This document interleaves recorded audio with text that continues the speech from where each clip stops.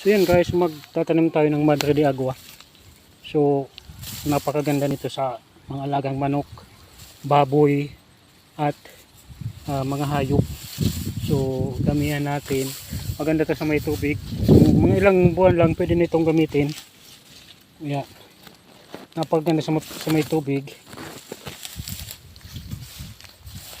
Ang bilis nitong tumubo. Ilang months pwede nito sa manok.